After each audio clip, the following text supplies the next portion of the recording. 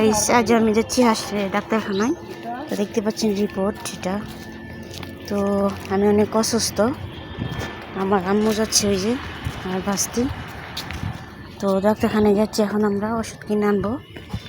তো আজকে আমি প্রায় 1 মাস ধরে আমার পাটা অনেক ব্যথা, হাঁটতে পারি না, পা দিয়ে মানে দাঁড়াইতে পারিনি, অনেক সমস্যা হয়। তো আজকে কদিন ধরে আমার আম্মু বলতেছে চল ডাক্তারখানা যাবো। তো আমি ইচ্ছা করে যাই না। ডাক্তারখানে গেলে তো জানেনি তো কত টাকার বিষয়ে কোনো কথা না। তারপরেও তো ডাক্তার এই সমস্যা বলবে, সেই সমস্যা বলবে, কত সমস্যা, মানে এর জন্য ভয় আর যাই না আমি ডাক্তারখানায়।